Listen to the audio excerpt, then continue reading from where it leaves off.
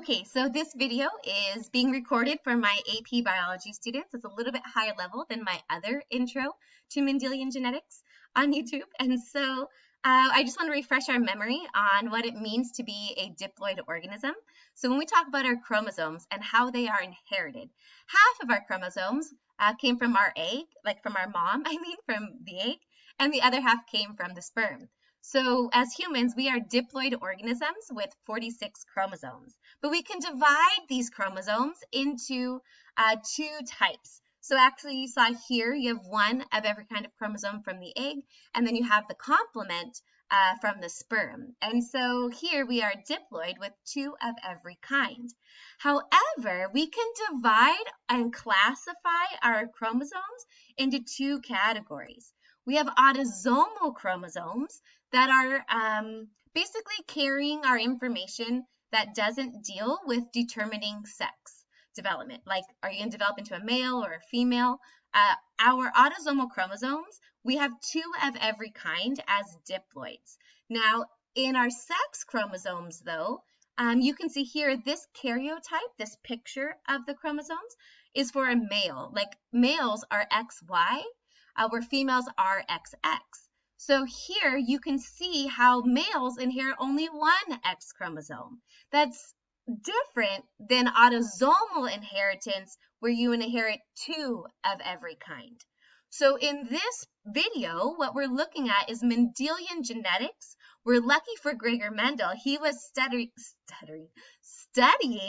pea plants and their traits, and he was studying traits that were autosomally inherited. And he luckily didn't pick traits that were on sex chromosomes because their inheritance patterns can get a little confusing. So we will focus on traits on autosomal inheritance now, and then we'll look at a separate video on sex-linked traits on sex chromosomes, because with males having only one X, our Punnett squares do look a little different. So, I want to clarify how our traits are inherited. When we talk about patterns of inheritance or modes of inheritance, what you can see here is I've labeled a couple genes. Our traits and our genes, they can be inherited either on autosomal chromosomes or on sex chromosomes. So when we talk about a trait being inherited as autosomal recessive, that would be like trait B here. Like this person maybe has blue eyes, and the blue eye alleles inherited, its pattern of inheritance is autosomal recessive. So you would say autosomal to imply that it's found somewhere on chromosomes 1 through 22, and the individual has two copies of it. Now here, H is inherited as a sex-linked trait. So if a trait is inherited as sex-linked, that means that females, most of the time sex-linked means the X chromosome, by the way. So here in a sex-linked pattern of inheritance, females with two X's would have two copies of the trait, of the gene, whereas males would have only one copy. So you will see throughout your genetics unit questions about what is the pattern of inheritance or the mode of inheritance. And it's always going to be either autosomal or sex-linked. But then you also need to clarify autosomal dominant, autosomal recessive, sex-linked dominant, or sex-linked recessive. Like those are going to be your four options. So we will definitely practice with that as I go through the different YouTube videos on the subject. But I just wanted to show you where those terms are coming from. So now there may be some situations though where you learn about a trait or you're studying a pedigree, which is a diagram showing inheritance over generations, where the gene or the trait or the allele is not on a nuclear chromosome. And that's where we need to remember that we have some organelles, chloroplast and mitochondria, that have their own DNA. And so there are traits or genes that a mother can pass to her offspring through mitochondrial plasmids. And why I say mother passing it from like her to her offspring is because when a zygote or an embryo or an offspring is formed, the sperm contributes half the DNA, but the organelles are coming from the egg or the ovum, from the mother. And so when we talk about mitochondrial inheritance or even like inheritance through the chloroplast, it'll go from the mother to her offspring. So if her son inherits it, but he will not pass it on because he doesn't pass on his mitochondrial DNA. Okay, so it's passed to the maternal line is how we call it. Okay, so let's go ahead though and look at a couple really important vocabulary words. I'm going to go through this on the fast side because this is for AP Bio students who hopefully remember this from 9th grade. So phenotype is your physical traits or your observable traits in an individual. And then, but sometimes those traits can also be like on your inside, like whether you have cystic fibrosis or not, or I'm like B positive blood type, like that would be my phenotype. I also really love this definition from Google that says your phenotype is the result of interaction of your genes with the environment. So that's how like different environmental situations can influence gene expression that then influences your phenotype. Such a beautiful concept. Now I also want to connect phenotype to genotype. So our genotype is basically our genome and the traits we inherit, and it's our genes that will determine our phenotype. So your genotype determines your phenotype.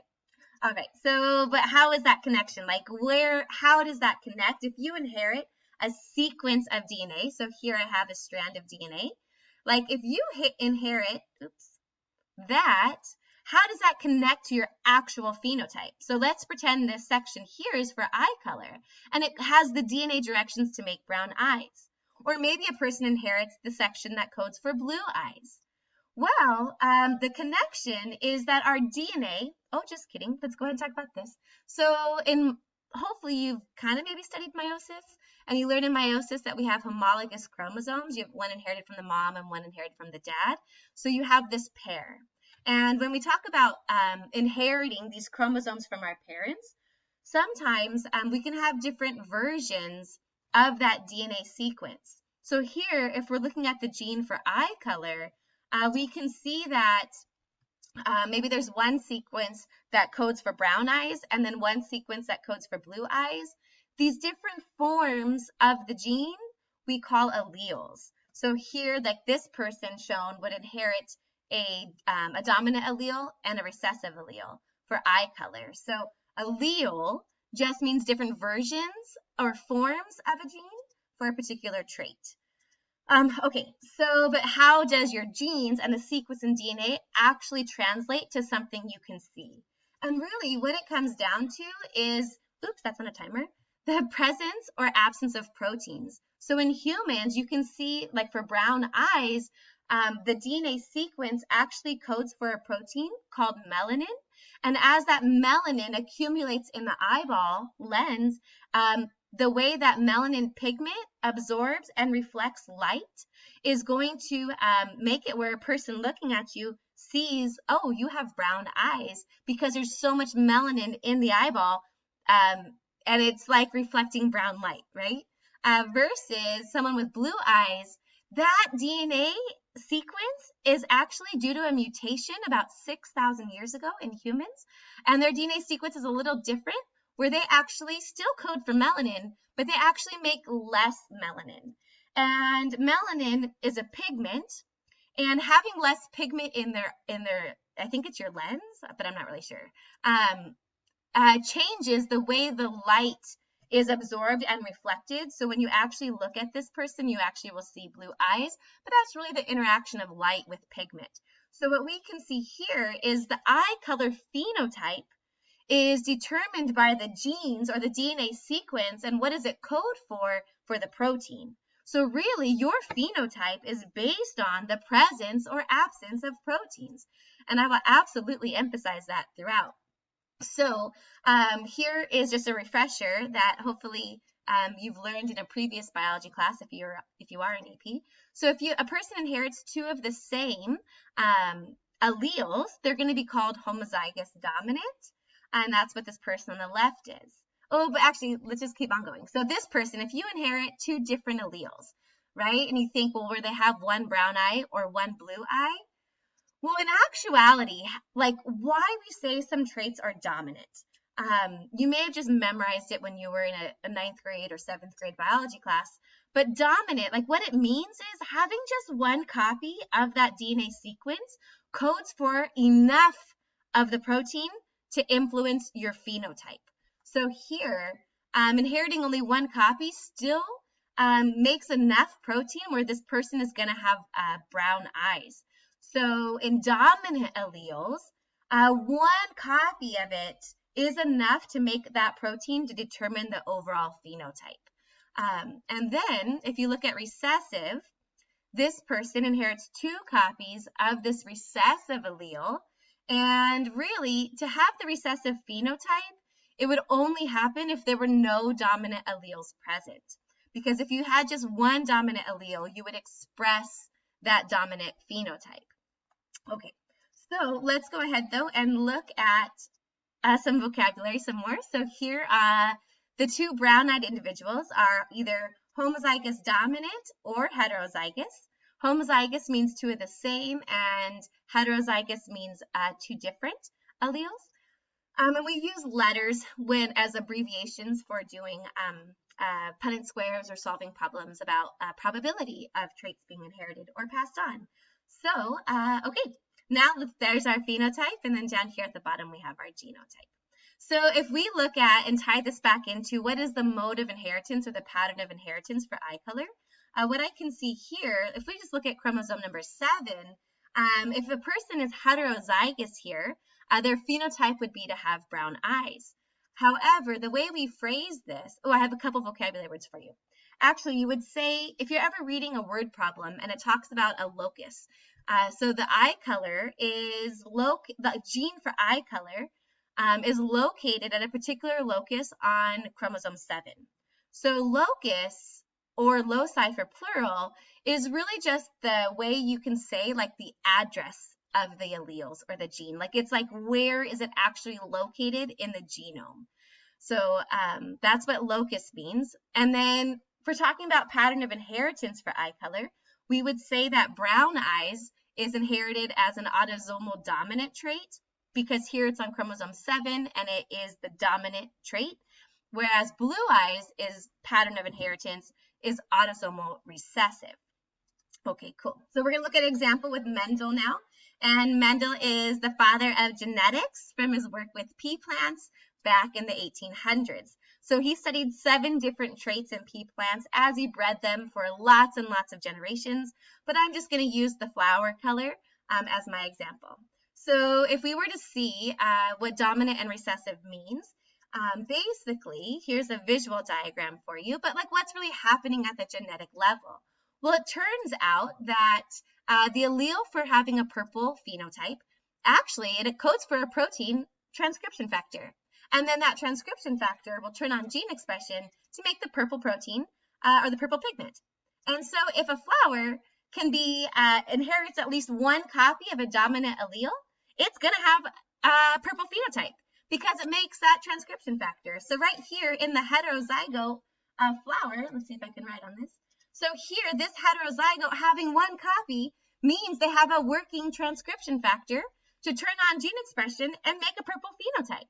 So therefore, the heterozygous and the homozygous dominant will both have the same phenotype. Okay, now if we look at, what's happening in the recessive gene or the recessive allele?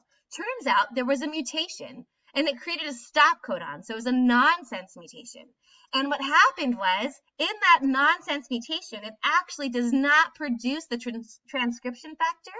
And therefore the gene for making purple pigment is never expressed. And now that flower doesn't have purple pigment and it develops to have a white flower phenotype. So if a flower or a pea plant inherits 2 of these recessive alleles, it doesn't have the protein necessary to make purple pigment. It doesn't have that transcription factor, so therefore it'll grow up and it'll develop as a white flower phenotype. Okay, oh, there's the flower. So now let's just talk about a little bit of, so really that's just showing you how both homozygous dominant and heterozygous can have different genotypes but the same phenotype. Now another new word for us is true breeding. We can see here that this purple flower is homozygous dominant but also true breeding. And so this white flower is also true breeding. That means like homozygous. And then another word for heterozygous would be hybrid or carrier if it's in the talking about diseases being inherited. So here on the left we have our phenotype, and then this part of the table is the genotype. Okay. So I also want to add a few more vocabulary words. My video is almost done, but I want to like bring it up to the AP level. So here, when you are studying patterns of inheritance, we have what's called the parental generation. That's going to be like your original individuals that are going to be crossed. When you see the word crossed, that's like they're mating. And so here we have our parental generation that makes an F1. And an F1 is the first generation. Now, Mendel, studying pea plants, he allowed his first generation to self-pollinate or self-fertilize. So if you see that, it's basically taking the eggs from a flower and sperm from the same flower and fertilizing. But those eggs and sperm were made by meiosis, so they're not identical. So just pointing that out. And then he allowed the F1 to mate or self-fertilize. And then the second generation, the F2, that would be where he actually saw like, oh, sometimes there's like a hidden phenotype. The parental generation had a white flower. It disappeared in the F1, but it showed back up in the F2. What the heck is happening? So Mendel actually was able to figure out that some traits are inherited dominantly and some traits are inherited recessively. And he did that by looking at patterns, and that's why he's the father of genetics. So here, though, in actuality, I just wanted to show you true breeding, hybrids, and then down here in your F1, your F2, we have some different kinds of genotypes. But we haven't learned Punnett squares yet, so I'm going to leave that be. Now, I also want to point out for patterns of inheritance or modes of inheritance. In this flowers, the purple color is inherited as autosomal dominant, whereas the white flower color is inherited as autosomal recessive.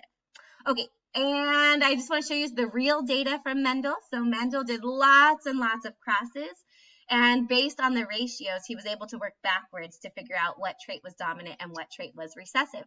And so you'll get more practice with that as you go through genetics. So my last thing to define is the word wild type. And I wanted to, these definitions are from Google, but here, wild type is a term used to describe a gene when it's found in its natural, non-mutated, or unchanged form. Another definition is it refers to the phenotype that normally occurs in nature. So for humans, eye color, brown was actually like the normal phenotype, and then a mutation happened 6 years ago to create a new allele. And so actually brown eyes would be the wild type in eye color. Now, if we look at the flowers, the wild type would be purple because the mutated form is the white phenotype. Now, I do want to teach you just one more example here. So in humans, there is a trait that like the wild type or the normal is to, like we make scabs, we make blood clots, and that's a natural process in life. There's a whole lot of proteins involved in that pathway. So we carry the alleles to make blood clotting proteins that are made, and then they become inactive, and they're short-lived. So you could make little like quick repairs in your blood vessels or your skin and tissues. Now, there was a mutation though, and I don't know how long ago, but there was a mutation that actually causes that protein to stay active, and it stay active longer than it should. So if a person is heterozygous for this trait, basically one of their chromosomes says, hey, let's make an active protein that stays active, and then the recessive allele says, oh, we'll just make the normal ones and have them disappear. Now, this person here, by having this mutation, is 7 times more likely to develop blood clots in their life because the presence of this protein is there longer than it should be. So again, proteins, the presence or the absence determine your phenotype. Now, if a person inherits 2 copies of this mutation, they're actually going to be about 80 times more likely to develop blood clots in their life. And that's a very devastating combination to inherit. So here, when we think about this, Just because a trait is dominant doesn't mean it's the most normal or the most, what is the word? That the greatest percentage in a population. Most people, like in America, are the homozygous recessive here, and only about 5% are heterozygous or carry that allele for a mutated form of that blood clotting protein. So if we go back to wild type, I wanted to emphasize that having this like dominant blood clotting protein is not the normal condition. So the wild type here would be homozygous recessive. So wild type doesn't always mean dominant. It can also mean, it could also be a recessive trait. It's just whatever is showing up most often in the population. All right, so, oh, sorry, kind of a long video. Good job, guys.